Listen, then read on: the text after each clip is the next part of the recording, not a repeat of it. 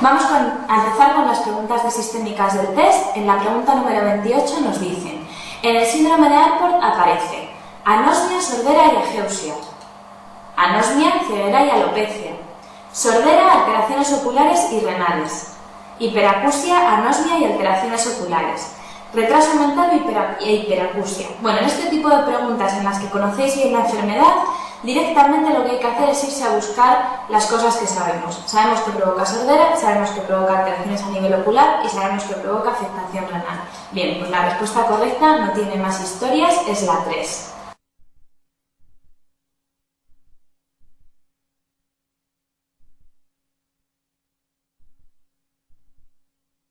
Dice: ¿cuál es la verdadera en relación a la púrpura de Son-Leigh-Heno? Es la pregunta 18 del test.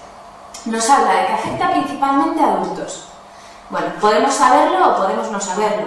El daño articular es irreversible. Pues no sé si os suena que normalmente los pacientes se recuperan después de los brotes, pero bueno, también es una respuesta que digamos que se podría dudar. La siguiente que nos dice es que hay afectación renal en menos del 5% de todos los pacientes. Bueno, pues esto también nos puede parecer raro, pero tampoco podemos saberlo con certeza si no nos lo acabamos de leer en el Harrison y no hemos visto muchos pacientes en la clínica habitual. ¿Nunca se ha acompañado de melenas? Bueno, pues también nunca es otra afirmación quizá demasiado categórica. Esto ya tendríamos que saberlo, tendremos que saber que, si recordáis, la púrpura de Son-Leigh-Heno es una vasculitis sistémica de pequeño vaso, digamos que es como la afectación multisistémica de la mesangial de IgA, ¿no? Es una vasculitis mediada por inmunocomplejos circulantes de IgA que afecta a distintos órganos y sistemas y que ahora repasaremos. Y una de las claves es que puede dar dolor abdominal y afectación intestinal, que además es una afectación intestinal en forma de vasculitis de pequeño vaso, o sea, es algo que puede dar lugar a una pequeña isquemia intestinal que en algunos pacientes puede cursar con melenas. Bien, pues esta la descartaríamos, pero nos preguntan por la verdadera y por ahora solo hemos descartado una respuesta. La última que nos dicen es: ¿hay depósitos cutáneos de IgA y complemento en la piel afectada? Ahí lo hemos dado, esa es la respuesta adecuada. Tiene que ser esa porque esa es verdad seguro. Sabemos que es una vasculitis de pequeño vaso mediada por inmunocomplejos de IgA, luego depósitos cutáneos de IgA va a haber, y además, si recordamos de la, activación del complemento, recordaremos que hay activación del complemento por la vía alterna, aunque no haya hipocomplementemia, y que podemos encontrar también depósitos de complemento en la piel afectada. Luego la verdadera es la 5. Y ahora vamos a revisar un poco las demás respuestas repasando brevemente la teoría de la enfermedad. La púrpura de Son-Leigh-Heno va a cursar con dolor abdominal. Hasta en un 10% de los pacientes puede haber sangrado digestivo en forma de melenas, y además dicen que es un dolor horroroso porque es un dolor isquémico, es un dolor de tripa que no es un dolor normal, el paciente se retuerce. Poliartritis no erosiva, vamos a encontrar un daño articular en forma de artritis recuperable, es decir, no vamos a encontrar zonas de resorción ósea, no vamos a encontrar zonas que queden dañadas de forma permanente, el paciente se recupera bien con el tratamiento. La glomerulonefritis a la que puede dar lugar es la mesangial con depósitos de IgA hasta en la mitad de los pacientes, aunque el curso a nivel renal suele ser benigno. La púrpura en la que vamos a encontrar en la afectación cutánea va a ser una púrpura palpable, no trombopénica, no va a ser una púrpura necrotizante como por ejemplo la de la crioglobulinemia. Es más, hay muchas veces que no deja ni siquiera señal, que el paciente se recupera del brote y no hay manera de saber si ha tenido una púrpura o no, a no ser que nos lo cuente. Por ejemplo, la púrpura necrotizante de la crioglobulinemia muchas veces deja cicatrices que quedan de por vida. La afectación es más frecuente en niños y en jóvenes. Y esto es importante tenerlo en cuenta, tiene una buena respuesta al tratamiento inmunosupresor. ¿Por qué es importante esto? Porque el tratamiento inmunosupresor en la mesangial de IgA no se suele dar, a no ser que la mesangial de IgA curse de forma, digamos, anormalmente maligna, empiece a dar lugar a proteinuria, hipertensión e insuficiencia renal. Hoy en día se han publicado varios estudios donde se demuestra que las mesangiales de IgA que cursan con síndrome nefrótico pueden ir mejor, pueden tener mejor evolución con tratamiento esteroideo. De hecho, nosotros en la clínica, cuando tenemos un paciente con una mesangial de IgA de las que van mal, entre comillas, de las malas, le podemos dar bolos de corticoides o corticoides a dosis de 1 miligramo kilo día y nos da la sensación de que estos pacientes evolucionan mejor que los que no reciben corticoides. Todavía no existen evidencias definitivas a este respecto, pero lo más probable es que se generalice el tratamiento con corticoides en las mesangiales de IgA que tienen factores de mal pronóstico, como la proteinuria, la hipertensión o la insuficiencia renal. Sin embargo, en la púrpura de Shanley-Heno, digamos que se sabe desde siempre que con corticoides va mejor que sin ellos.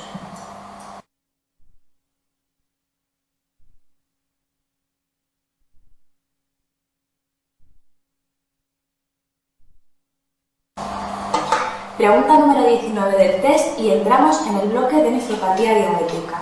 La aparición de un síndrome nefrótico en un paciente diabético de más de 15 años de evolución nos hará sospechar. Las respuestas que nos dan son glomerulonefritis postestreptocócica, glomerulonefritis de cambios mínimos, glomerulonefritis membranosa, nefropatía de Kimmel-Stell-Wilson o ninguna de las anteriores es correcta.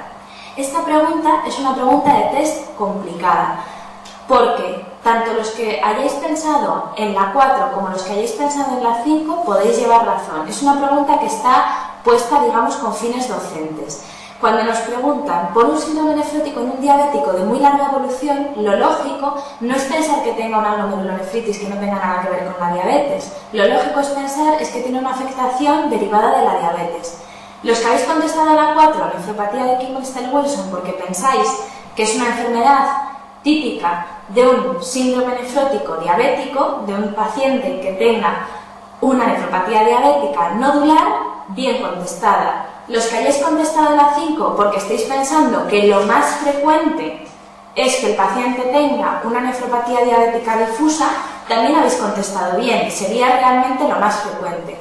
De tal manera que la pregunta ideal sería que nos pusieran en la 5 glomerulosclerosis difusa diabética y en ese caso la 5 sería la respuesta correcta. La clave y la moraleja de esta pregunta es que sepáis que cuando la diabetes ha ido haciendo daño en el riñón durante mucho tiempo, durante más de 8 o 10 años de evolución, lo lógico es que tenga una nefropatía diabética nuestro paciente, ya sea un Kimmel-Stell-Wilson o una difusa diabética. Además, tenéis que saber que la glomerulosclerosis difusa diabética es en el 80-85% de los pacientes la histología que se ve. Eso, digamos que es así estadísticamente cuando hacemos un corte prevalente y que en el 15-20% de los pacientes encontramos glomerulosclerosis diabética nodular, como podéis ver en las imágenes. Sin embargo, si a un diabético le dejamos evolucionar, la difusa se puede convertir en una nodular. Esto digamos que sería el final del síndrome nefrótico del diabético, o sea que todo depende también del momento en el que biopsiemos al sujeto. En cualquier caso, la importancia que tiene esto es que hay veces que nos pueden dar una pregunta en la que se nos hable de un paciente que lleva mucho tiempo de evolución de una diabetes y sin embargo la respuesta no sea ni glomerulosclerosis difusa ni glomerulosclerosis nodular diabética. ¿Qué es lo que nos puede dirigir a otra respuesta? Para ello vamos a utilizar la siguiente lista. Nos hablan de un síndrome nefrótico en un paciente diabético. ¿Es una nefropatía diabética lo que nos están preguntando? Bien, pues a favor de que sea una nefropatía diabética, que la diabetes haya tenido una larga evolución, al menos más de 8 años. En contra, que no haya tenido tiempo de desarrollar lesiones de nefropatía diabética, que tenga una evolución de menos de 5 años. A favor, que la aparición sea lenta y progresiva. También tenéis en las diapositivas un cuadro en el que nos hablan de los estadios de progresión de la nefropatía diabética. Sabéis que tiene que pasar por el estadio de hiperfiltración, microalbuminuria intermitente, microalbuminuria persistente, macroalbuminuria, proteinuria significativa hasta llegar al síndrome nefrótico. Pues esto no suele hacer una aparición brusca. No vamos a encontrar un síndrome nefrótico de aparición brusca. Estoy bien en contra de que sea un síndrome nefrótico por una nefropatía diabética. Más cosas a favor, la ausencia de macronaturia. Hasta 2/3 de los pacientes con síndrome nefrótico por la diabetes pueden tener algo de micromaturia, puede ser impuro, pero es muy raro que den macromaturia. De hecho, en los enunciados de las preguntas nos suelen hablar de una proteinuria sin hematuria. Nos suelen decir solo que el paciente tiene un síndrome nefrótico con proteinuria y no nos suelen hablar de microhematuria. Cuando nos hablan de hematuria nos suelen querer decir algo de una glomerular que no es una nefropatía diabética. La presencia de macrohematuria desde luego iría en contra de que sea un síndrome nefrótico por una nefropatía diabética. Por último, y lo más importante, la afectación a nivel de otros órganos diana. La retinopatía, la neuropatía, la vasculopatía periférica de una diabetes son manifestaciones del daño a nivel de pequeño vaso, al igual que el daño a nivel renal. Es muy raro que exista daño de los vasos renales sin que exista daño a nivel de los vasos retinianos. Hasta el 100% de los pacientes, en la mayor parte de las series publicadas, tienen retinopatía diabética cuando empiezan a desarrollar proteinuria por una nefropatía diabética. Cuando nos hablan de ausencia de afectación a nivel de otros órganos diana, tenemos que pensar que no debe de ser una nefropatía diabética. Alguna vez, alguna de las preguntas nos habla de un paciente con nefropatía diabética de muy larga evolución que aparece, por ejemplo, de manera progresiva, pero nos insisten en que el fondo de ojo es normal, en que no tiene vasculopatía periférica, entonces lo más probable es que este paciente no tenga una nefropatía. Por ejemplo, como vemos en esta pregunta, ante un paciente diabético conocido de 2 años de evolución y 64 años de edad, consulta por anemia, proteinuria de 3 gramos en 24 horas junto con hematuria, hipertensión e insuficiencia renal moderada. El diagnóstico menos probable será nefropatía diabética, poliangiitis microscópica, glomerulonefritis rápidamente progresiva, granulomatosis de Wegener o síndrome urémico hemolítico. Bueno, pues este señor, con 2 años de evolución de la diabetes, con una evolución tan corta de su enfermedad, es imposible que le haya dado tiempo a desarrollar una nefropatía diabética. Luego la respuesta correcta sería la 1.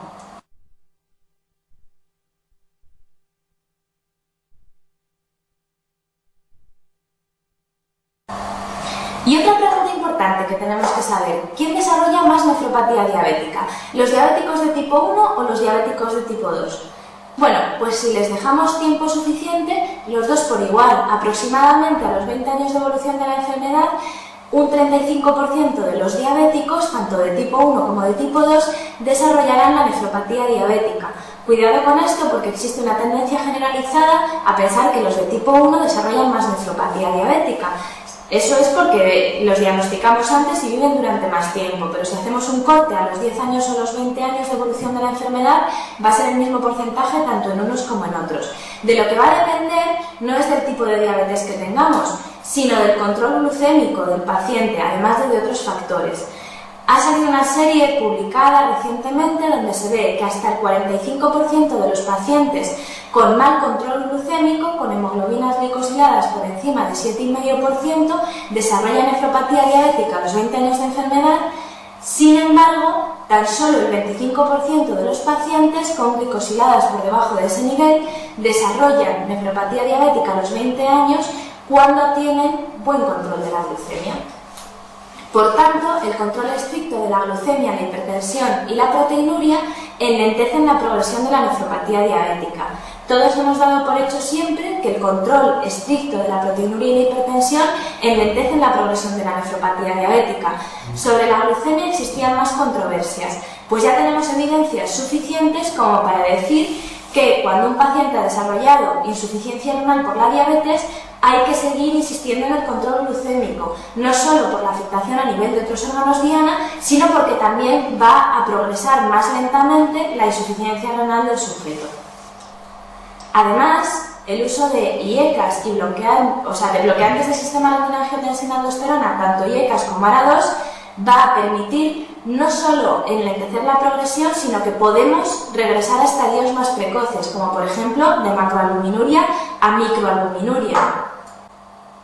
Simplemente comentaros que tenemos una nueva familia de fármacos constituida por un solo fármaco que ha salido comercializado recientemente y que inhibe el eje renina-angiotensina-aldosterona en el nivel más precoz, en la renina. Es un inhibidor directo de la renina. Se llama Lisquiden y se está empezando a utilizar ahora. También con un efecto doble, hipotensor y antiproteinúrico. Y veremos resultados a largo plazo, pues dentro de unos años, pero que ya se está usando en la práctica clínica.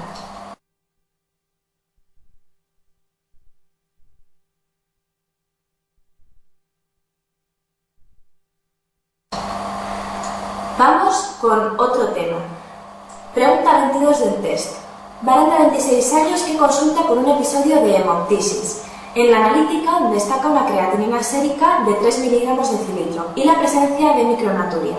Hasta aquí nos están hablando de un paciente que presenta 3 síntomas diferentes: hemoptisis o hemorragia pulmonar, digamos que ese es el síntoma, y luego tenemos 2 signos clínicos que son la insuficiencia renal, que presuponemos que es una insuficiencia renal aguda, y la presencia de micronaturia. Eso tiene un nombre y eso se llama síndrome renopulmonar. El síndrome renopulmonar también se llama síndrome de Woods-Pastur. Es una afectación a nivel renal y pulmonar con la presencia de hemorragia a nivel pulmonar y la presencia de fracaso renal agudo asociado a la presencia de micronaturia. No es lo mismo síndrome de Woods-Pastur que enfermedad de Woods-Pastur. Enfermedad de Woods-Pastur es aquel síndrome renopulmonar o síndrome de Woods-Pastur que está causado por anticuerpos antimembrana basal glomerular y que provoca la glomerulonefritis extracapilar de tipo 1. Revisamos brevemente las causas de síndrome renopulmonar. Las causas principales glomerulares son la entidad que hemos comentado, la enfermedad de Woods-Pastur, aquella mediada por anticuerpos antimembrana basal glomerular dirigidos contra el colágeno tipo 4 de la membrana de nuestro glomérulo, que además se encuentra en el alveolo y que también lo daña alveolo y daña capilares glomerulares. También cualquiera de las vasculitis de pequeño vaso, como el Wegener, el Churg-Strauss y la panarteritis microscópica, pueden dar lugar a síndrome renopulmonar o síndrome de Woods-Pastur. Y por último, 2 enfermedades sistémicas que conocéis bastante bien, que son lupus y crioglobulinemia. Cualquiera de estas entidades puede debutar en forma de hemorragia pulmonar, insuficiencia renal aguda con alteraciones del sedimento. Tampoco tenéis que olvidar que existen otras enfermedades, no en el bloque de nefrología, que pueden dar lugar a síndrome renopulmonar. Ya son entidades más raras, exceptuando la insuficiencia cardíaca congestiva. La insuficiencia cardíaca congestiva la podemos ver en cualquier paciente que esté ingresado, por ejemplo, en cardiología, que haya desarrollado un prerrenal por disminución de volumen circulante efectivo y que nos esté dando lugar a insuficiencia renal aguda y a hemoptisis por congestión pulmonar. La tuberculosis con afectación renal, sabéis que cada vez se ve con menos frecuencia en la práctica clínica porque cada vez se trata con suficiente, digamos, más precozmente como para que no dé lugar a daño renal, y en la tuberculosis con afectación renal se podrían dar coincidencia en el tiempo de la afectación pulmonar con hemoptisis y de la afectación renal. Cosas ya más raras, pues una trombosis de la vena renal que dé lugar a tromboembolismo pulmonar, que el trombo de la vena renal viaje y que dé lugar a un tromboembolismo pulmonar. ¿Por qué es menos frecuente? Pues porque ahora ya se anticoagulan o se antiagregan todos los pacientes que tengan trombosis de la vena renal. Digamos que se anticoagulan todos aquellos que están diagnosticados, pero todos aquellos que lo pueden desarrollar, que son los pacientes que tienen síndrome nefrótico, prácticamente todos están antiagregados desde el diagnóstico. Y ya como causas rarísimas que vamos a encontrar prácticamente nunca, la legionelosis con afectación pulmonar por una neumonía típica puede dar lugar a hemoptisis y está descrita como potencial causante de glomerulonefritis posinfecciosa que podría cursar con síndrome nefrítico. Nos podemos preguntar qué tienen las 6 entidades glomerulares en común: la enfermedad de Woods-Pastur, las vasculitis, el lupus y la crio. Bueno, muchas veces pensáis que pueden ser todas vasculitis, pues todas ellas lo son: Wegener, Churg-Strauss, poliangeitis, lupus y crio, exceptuando la enfermedad de Woods-Pastur. La enfermedad de Woods-Pastur no es una vasculitis. También a veces pensáis que todas ellas tienen un origen autoinmune. Autoinmune es la enfermedad de Woods-Pastur, el lupus, la crio. Sin embargo, en las vasculitis está claro que existe un componente inmunológico, pero no está claro que el origen sea autoinmune. Pues lo que tienen en común es que las 6 son causantes de glomerulonefritis rápidamente progresivas o glomerulonefritis extracapilares con formación de semilunas. Si lo pensáis bien, la enfermedad de Woods-Pastur es la extracapilar de tipo 1. Wegener, Churg-Strauss y poliangeitis micro son causantes de extracapilar de tipo 3. Y lupus y crioglobulinemia pueden dar lugar a una glomerulonefritis extracapilar de tipo 2. Luego, las Todas las causas de extracapilares pueden dar lugar a síndrome renopulmonar, pueden debutar como síndrome renopulmonar, y eso es lo que se os tiene que quedar de este cuadro. Continuamos. Vamos a intentar dar un pequeño resumen de cada una de estas entidades que hemos visto en el cuadro, intentando centrarnos en las pistas que nos pueden dar en las preguntas. ¿Qué tenemos que saber sobre la enfermedad de Wegener? Bien, la enfermedad de Wegener es una inflamación granulomatosa del tracto respiratorio alto y bajo y puede dar lugar a una vasculitis necrotizante del pequeño vaso con afectación renal hasta en el 80% de los pacientes. La clínica suele surgir en edades medias de la vida, con un pico alrededor de los 50 años, aunque pueda aparecer en cualquier edad. Es más frecuente en los países del norte, sobre todo en Europa, lo encontramos en los países de Europa del Norte con relativa frecuencia. Y aquí viene la clave de la pregunta. Os lo pongo en amarillo porque suelen decirnos en casi todas las preguntas de Wegener que el paciente tiene afectación nasal en forma de otitis, sinusitis, mastoiditis. De hecho, cuando vemos a los pacientes en la consulta, muchas veces han tenido incluso reabsorción del tabique nasal. Les vemos con unas narices muy típicas, tienen narices achatadas y como carcomidas, muchas veces precisan de cirugía de reconstrucción nasal.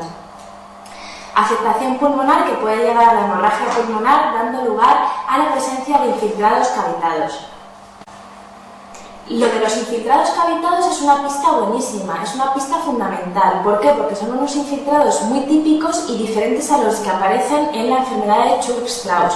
Los infiltrados suelen ser entre 1 y 4, no son migratorios, están siempre situados en la misma posición y son de manera cavernosa, están cavitados y pueden tener contenido o no, pero no se parecen en nada a los migratorios evanescentes de Churg-Strauss, que suelen ser múltiples y además cambian de posición de un día a otro. Además evidentemente da lugar a la glomerulonefritis extracapilar de tipo 3 con insuficiencia renal progresiva, y la última pista importante es que tienen C-ANCA positivos, son anticuerpos antiproteinasa 3, anti-PR3 del citoplasma del neutrófilo y son positivos en el 90-95% de los pacientes. Casi siempre que nos hablan en una pregunta de C-ANCA positivos se están dirigiendo a la enfermedad de Wegener. Del Churg-Strauss tenéis que saber también pocas cosas. Es una enfermedad descrita en el 51 por los doctores Churg y Strauss, como su propio nombre indica.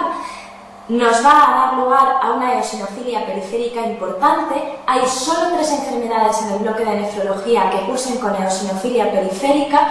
Son la terembolia de colesterol, la nefritis intersticial inmunolérgica y el Churg-Strauss, y tienen la ventaja de que no se parecen en nada entre sí. Luego es bastante fácil, cuando nos dan una pista en el enunciado tan buena como es la eosinofilia, localizar la respuesta. Los pacientes suelen cursar con asma de muy larga evolución y córtico dependiente. Son pacientes que han estado desde su edad más joven, desde los 15-25 años, con rinitis alérgica, manifestaciones alérgicas y asma en la que era difícil retirar los corticoides.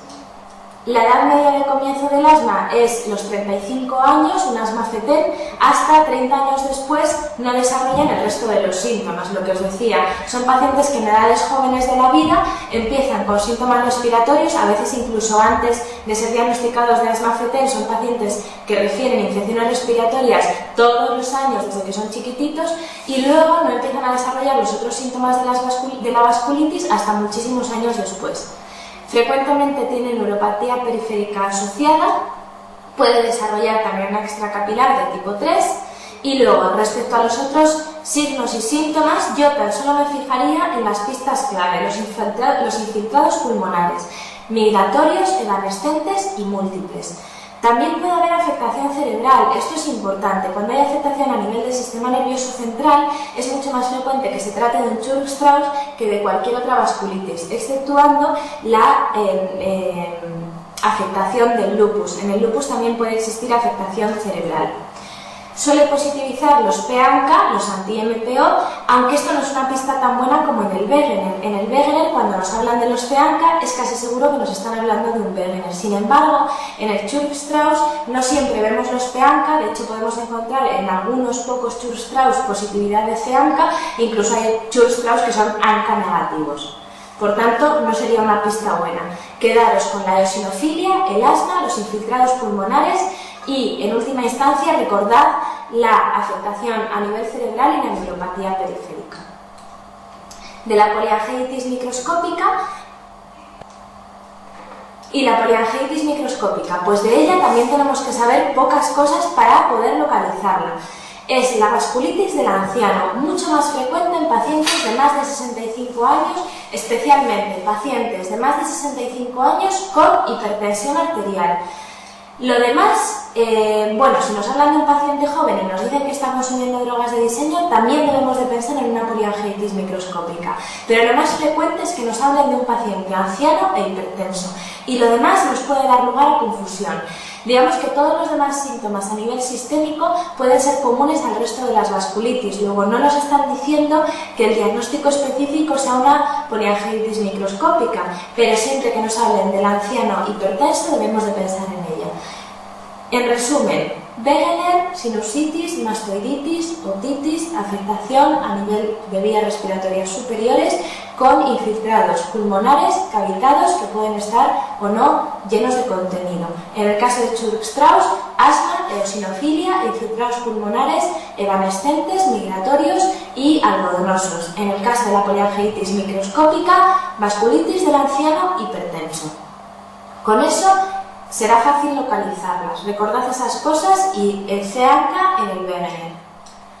Pasando ya al lupus, recordamos que es una enfermedad autoinmune, yo creo que esto lo sabéis de sobra, que se caracteriza por la formación de autoanticuerpos dirigidos contra antígenos nucleares. Vamos a encontrar los anticuerpos contra el DNA bicatenario como el principal marcador serológico de la enfermedad.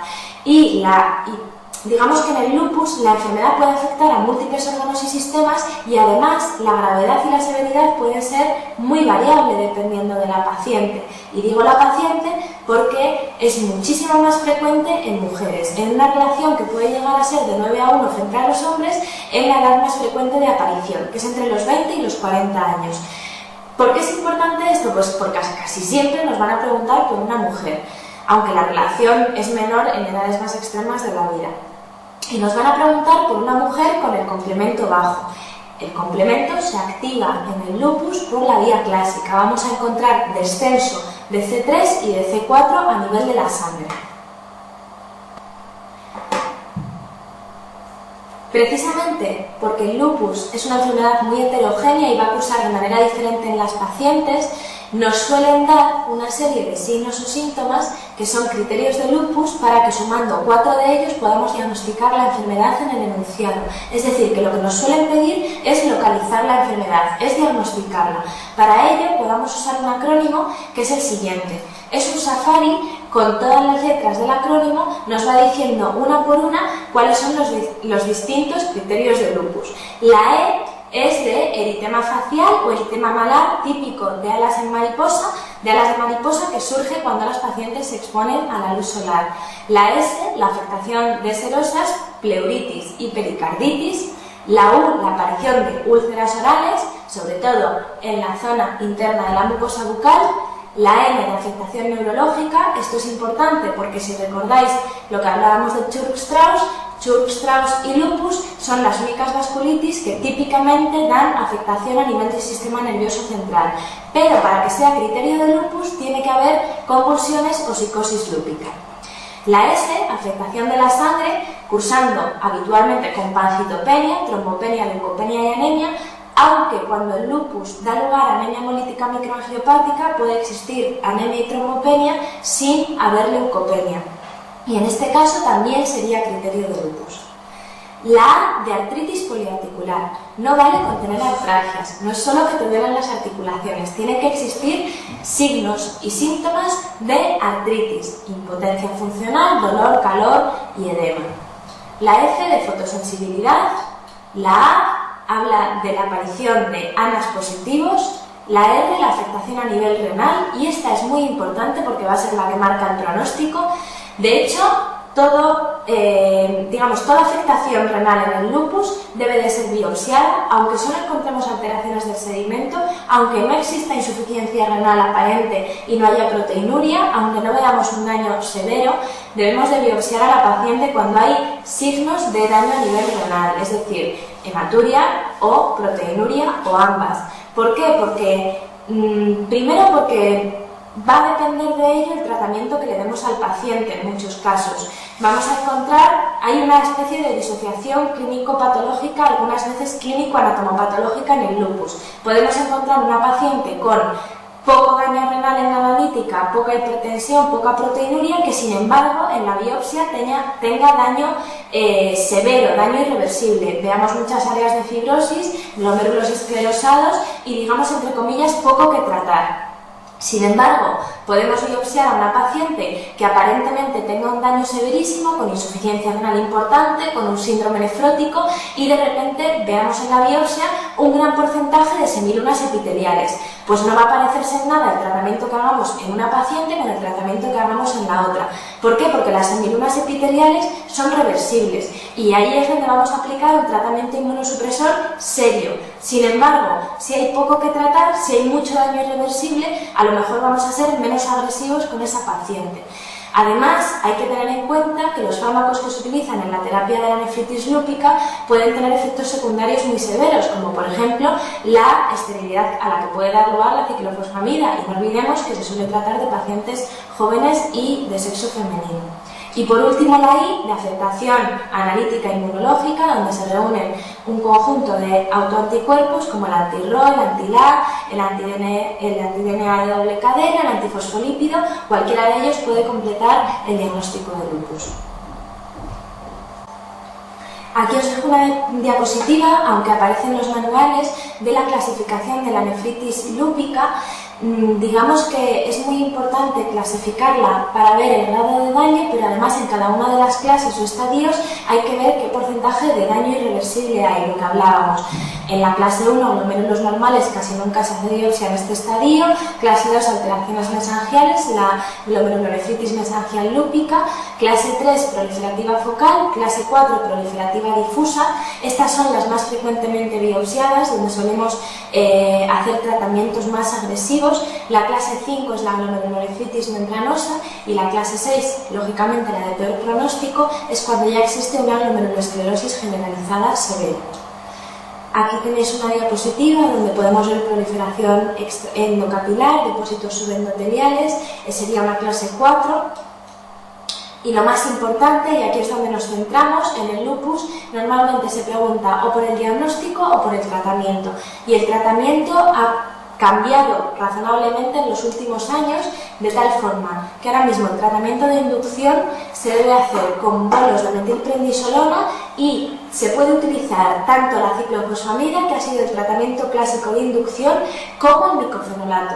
El micofenolato ha demostrado tener un potencial efecto inmunosupresor tan útil como el de la ciclofosfamida en inducción de la nefritis lúpica, que no en otras enfermedades, como por ejemplo en las vasculitis todavía se sigue utilizando de inducción la ciclofosfamida con corticoides. Sin embargo, en el lupus cualquiera de los dos es válido hoy por hoy. Ya hay suficientes evidencias de que metilprednisolona y cualquiera de estos dos fármacos puede dar lugar a resultados similares, con probablemente menor número de efectos secundarios en el uso del micofenolato. No vamos a encontrar esterilidad, no vamos a encontrar cistitis hemorrágica y no vamos a encontrar un aumento de la incidencia de aparición de neoplasias uroteliales. Sin embargo, podemos tener otros efectos secundarios a nivel gastrointestinal, fundamentalmente diarreas. De mantenimiento, normalmente se utilizaba los esteroides a dosis bajas, es decir, daríamos los 3 choques de corticoides, luego esteroides a dosis de 1 miligramo kilo día. Cuando la enfermedad va disminuyendo la actividad, podemos ir bajando de forma progresiva los corticoides, y la idea es tener a la paciente con una dosis de mantenimiento de corticoides a dosis bajas, lo más bajas posible, y una terapia asociada con azatioprina o con micofenolato. Cualquiera de los dos sería también válido. Hay muchos tratamientos nuevos en el lupus, probablemente no tenemos suficientes evidencias como para ponerlos aquí ahora mismo, pero en el futuro probablemente existan tratamientos, digamos, habituales en los que incluso en algunas pacientes se pudiera llegar a prescindir de los corticoides. Pero por el momento quedaros con esteroides a dosis bajas, micofenolato o aciatopina de mantenimiento. Y para terminar con las vasculitis, la crioglobulinemia, enfermedad sistémica que se caracteriza por la formación de inmunocomplejos circulantes constituidos por un autoanticuerpo que va a ser una inmunoglobulina de tipo M y que tiene la peculiaridad que ataca a un antígeno que va a ser un antígeno propio, pero que además va a ser otra inmunoglobulina, va a ser una IgM que va a atacar a una IgG. Ambas van a formar un inmunocomplejo circulante que, al estar compuestos por una inmunoglobulina M y una inmunoglobulina G, reciben el nombre de factor reumatoide. Os suena probablemente que factor reumatoide también aparece en otras enfermedades como la espondilitis anquilopoyética o como por ejemplo la artritis reumatoide. Sin embargo, la crioglobulinemia tiene la peculiaridad de que son inmunocomplejos circulantes que precipitan a temperaturas bajas, dando lugar a la clínica típica de esta vasculitis de pequeño vaso. Las características clínicas, por tanto, van a depender del depósito de estos inmunocomplejos a nivel fundamentalmente de las zonas sacras, donde tenemos más frío, en las manos, en los pies, por ejemplo, dando lugar a una púrpura cutánea, trombopénica y necrotizante. Es una púrpura completamente diferente a la que veíamos en el Sommeigeno. Es una púrpura necrotizante que va a dar lugar a escaras y muchas veces puede llegar incluso a llegar al hueso, se pueden formar escaras muy importantes. Además va a tener un consumo plaquetario severo que puede llegar a cifras de plaquetas por debajo de 50.000. Vamos a encontrar también síndrome de Raynaud, recordar PCR, palidez, cianosis y luego rubor, sobre todo en las manos, pero también en los pies, y puede dar lugar a polineuropatía. La polineuropatía sucede porque se afectan los vasos pequeños que riegan a los nervios de las extremidades, los vasa nervorum. Cuando eso sucede, vamos a tener clínica de polineuropatía, sobre todo a nivel de extremidades inferiores o extremidades superiores. A nivel analítico vamos a encontrar la presencia de factor reumatoide y con muchísima frecuencia la presencia de virus de la hepatitis C. Es la infección que con mayor frecuencia se asocia a la crioglobulinemia. Y además es otra de las enfermedades, si recordáis, que activaba la vía clásica del complemento, con consumo tanto de C3 como de C4, vía clásica. A nivel anatomopatológico vamos a encontrar una imagen muy característica, que es la formación de pseudotrombos hialinos. ¿Qué son estos pseudotrombos? Pues no son nada más que los inmunocomplejos de IgM que ha atacado a la IgG, el factor reumatoide, que como precipita a temperaturas bajas, cuando nosotros procesamos una muestra al microscopio, lo primero que hacemos, después de cortarla, es congelarla. Cuando nosotros bajamos la temperatura de la muestra, los inmunocomplejos precipitan y forman esta imagen característica de pseudotrombos hialinos. Sobre las clases de crioglobulinemia, aunque no hay que saberlo exactamente al detalle para poder contestar bien a las preguntas, sí conviene que sepáis que la tipo 1 no tiene factor reumatoide per se, no hay inmunocomplejos circulantes formados por IgM e IgG, sino que son en el contexto de un mieloma múltiple que ha dado lugar a una amiloidosis de tipo AL, que forman cadenas ligeras o inmunoglobulinas que precipitan con el frío. Entonces, ¿qué es lo que ha ocurrido? Que da exactamente la misma clínica que una crioglobulinemia mixta esencial y por eso se le ha llamado crioglobulinemia también, pero en ella no encontramos factor reumatoide. Lo que sí que encontramos es todo lo que hemos visto en la diapositiva anterior. Respecto a la 2 y la 3, que son las que vamos a encontrar con mayor frecuencia, las enfermedades asociadas que se ven casi siempre, sobre todo en la tipo 2, es el virus C, en el 80% de los casos, aunque también la podemos ver asociada a virus B y a tumores. La tipo 2 es la más frecuente de todas y por último tenemos la tipo 3, que se asocia a la presencia de enfermedades inflamatorias crónicas como la tuberculosis, osteomielitis de larga evolución o la presencia de abscesos viscerales no curados.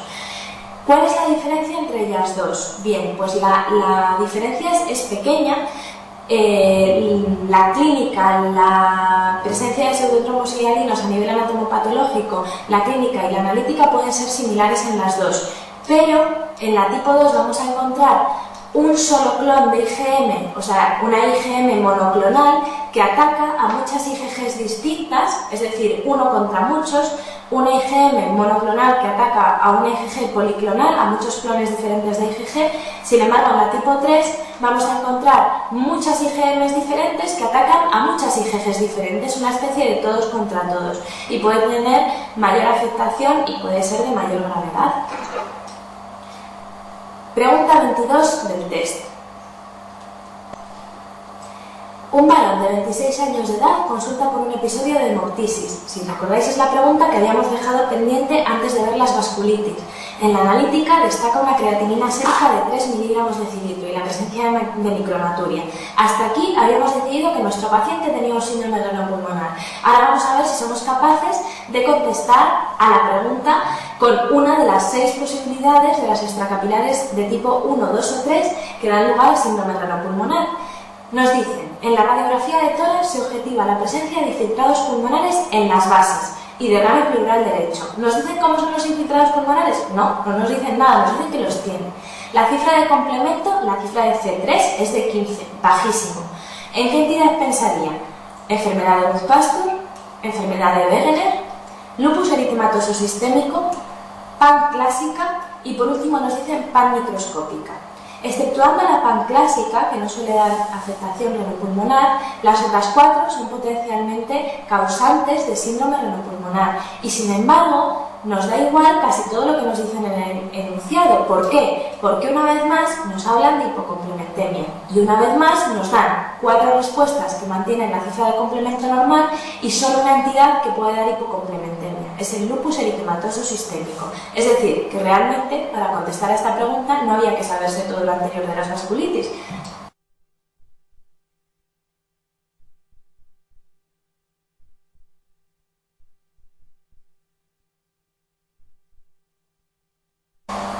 Pregunta 21 del test. Un varón de 50 años de edad acude a la consulta. En la analítica practicada destaca la presencia de hematuria y leucocituria moderada. La cifra de creatinina plasmática es de 4 miligramos decilitro. La enferma cuenta que desde hace un año tiene episodios de eritema facial y artralgias.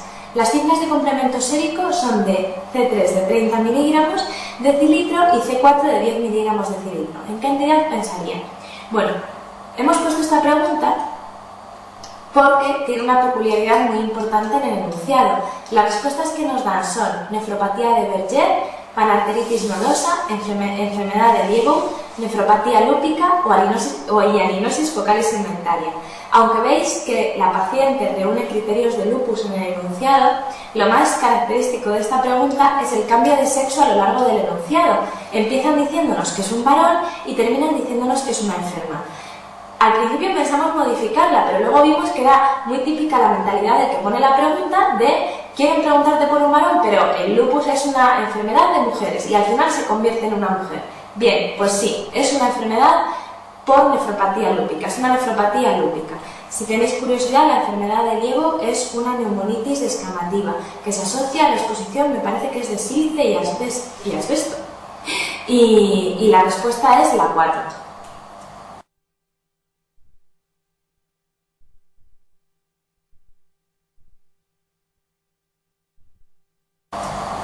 La pregunta 27 del test, y con ella terminamos de ver las vasculitis, nos dice ¿cuál es la manifestación más frecuente de la afectación renal en la PAN clásica?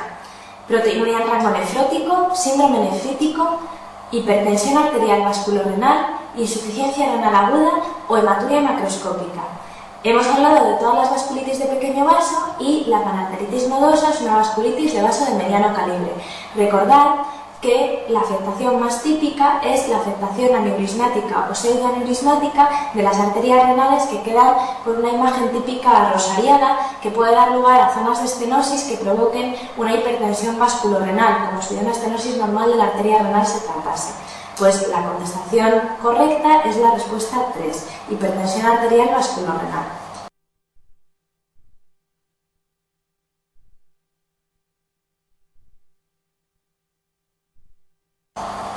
Vamos a hacer brevemente 2 preguntas más de vasculitis porque he pensado que pueden seros útiles. La pregunta 31 del test dice una mujer acude por emisión de orinas oscuras es decir, hematuria macroscópica. En la anamnesis refiere frecuentes episodios de urticaria y fenómeno de Raynaud y vemos elevación de transaminasas en la analítica. Nos preguntan qué es lo que tiene esta paciente, en qué cuadro pensaríamos en primer lugar: lupus, crioglobulinemia mixta esencial, panarteritis nodosa, enfermedad de Buch-Pastor o púrpura de Schönlein-Geno. La respuesta correcta podría ser cualquier vasculitis, pero la elevación de transaminasas nos indica una afectación hepática, probablemente provocada por el virus de la hepatitis C, asociada al fenómeno de Raynaud y al fenómeno de hematuria macroscópica. Nos da una imagen de crioglobulinemia mixta esencial por encima del resto de la respuesta.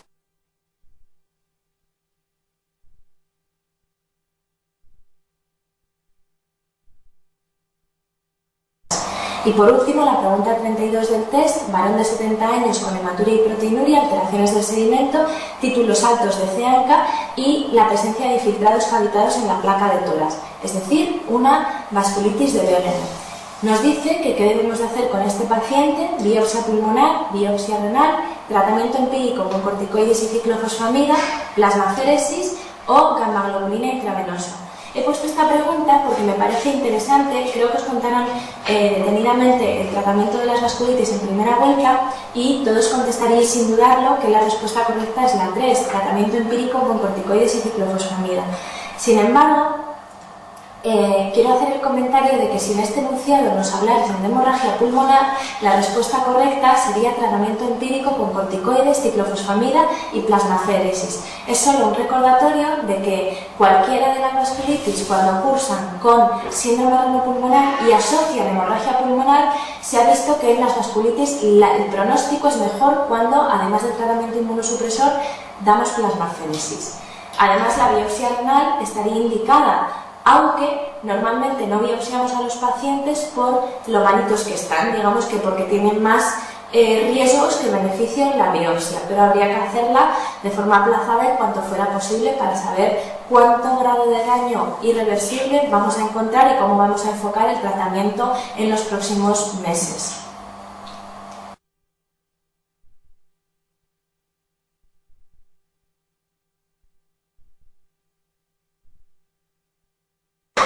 Pasamos a un nuevo tema, pregunta 23 del test: paciente mujer de 70 años de edad que padece un cuadro clínico de anemia y dolores óseos erráticos de aproximadamente un año de evolución.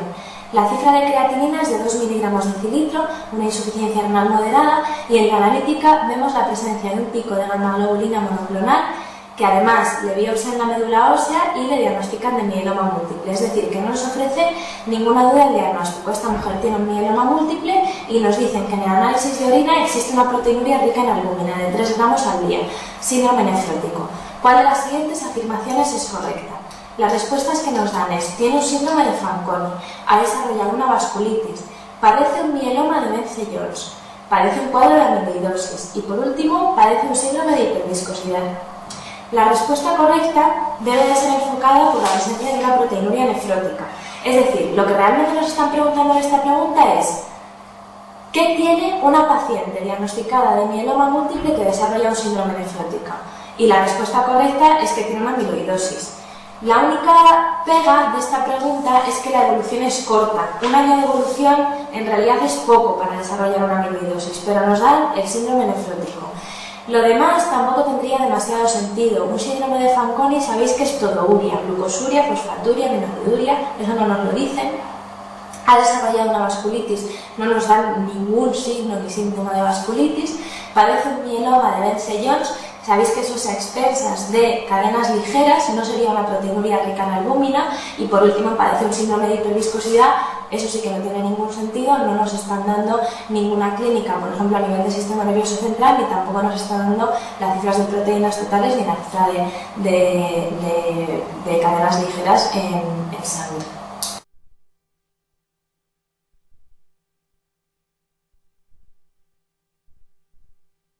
La pregunta 24 del test: señale la falsa con respecto a la amiloidosis del mieloma. Existe un depósito fibrilar de cadenas ligeras en el mesangio, suelen ser cadenas lambda, la amiloidosis es de tipo AA, es decir, secundaria, cursa con síndrome nefrótico, se ve en el 7 al 10% de los mielomas.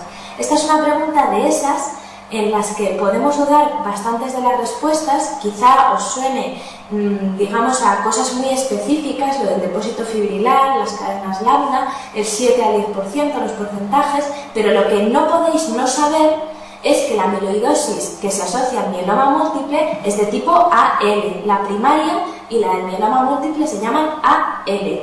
Luego, aquí no cabe ninguna duda, la respuesta correcta va a ser la 3. La afectación que puede haber a nivel renal en el contexto de un mieloma puede tener que ver con el crecimiento del mieloma, con la secreción de citoquinas del mieloma, con la secreción de inmunoglobulinas o con el tratamiento y el diagnóstico. En el contexto del crecimiento del mieloma puede llegar a haber invasión renal directa. Eso sería un mieloma renal, que es diferente de un riñón de mieloma. También por el crecimiento del propio mieloma puede haber invasión local en la médula ósea, en detrimento de otras líneas celulares como los leucocitos, provocando una situación de inmunodepresión en la que es más fácil que tengamos infecciones graves o que entremos directamente a una infección tan grave como una sepsis que provoque un fracaso renal agudo. Ahí ya tendríamos dos posibles afectaciones a nivel renal. Por la secreción de citoquinas, sobre todo interleuquina 1, puede haber una activación del factor activador de osteoclastos, lo que va a provocar muchísima reabsorción ósea, va a dar lugar a la hipercalcemia típica del mieloma que puede precipitar en los túbulos y dar afectación a nivel del túbulo renal. Por el tratamiento, sabéis que en las líneas quimioterápicas del tratamiento del mieloma se utilizan muchos fármacos nefrotóxicos, como por ejemplo el cisplatino, entre otros muchos. Y además, si el tratamiento es muy efectivo, puede haber directamente un síndrome de lisis tumoral, con aparición de hiperuricemia y hiperfosforemia, que también puede dar lugar a precipitación tubular.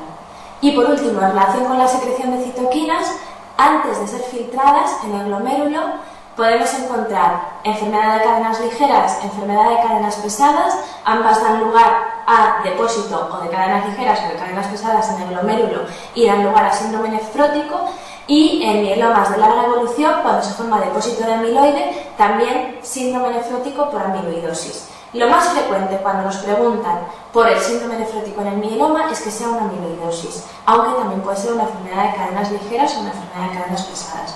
Y luego sabéis que cuando se forman cadenas ligeras y cadenas pesadas y resulta un aumento de la producción de inmunoglobulinas, puede haber un síndrome de hiperviscosidad que puede llegar a dar lugar a síntomas tan graves como síntomas a nivel del sistema nervioso central, AITs o incluso accidentes cerebrovasculares agudos que ya no son transitorios sino que pueden dejar secuelas permanentes, y sería indicación de plasmaféresis. Por último, por su secreción de inmunoglobulinas después de ser filtradas a nivel del túbulo proximal, síndrome de Fanconi, lo que habíamos dicho, todouria, fosfaturia, glucosuria, aminoaciduria. Riñón del mieloma, que es distinto, ya hemos dicho, del mieloma renal. El riñón del mieloma es cuando hay filtración de cadenas ligeras a nivel del túbulo y precipitan a nivel del túbulo. Por último, aumento de sensibilidad a radiocontrastes. Cuando hay, digamos, habitualmente filtración de cadenas ligeras a nivel tubular, además las células del túbulo se hacen mucho más sensibles a la nefrotoxicidad por contrastes iodados. Y estos pacientes, desgraciadamente, pues muchas veces necesitan pruebas diagnósticas que se acompañen del uso de contrastes y pueden hacer fracasos renales agudos más severos que un paciente que no padezca un mieloma cuando se somete a radiocontrastes. Por tanto, hay que tenerlos con una buena profilaxis, sobre todo bien hidratados antes de hacer una prueba diagnóstica con contrastes iodados. Básicamente aquí se resumen las diferentes afectaciones renales en el mieloma, pero ya os digo que se suele intentar que diagnostiquéis el mieloma. No os van a preguntar específicamente por cada una de las afectaciones.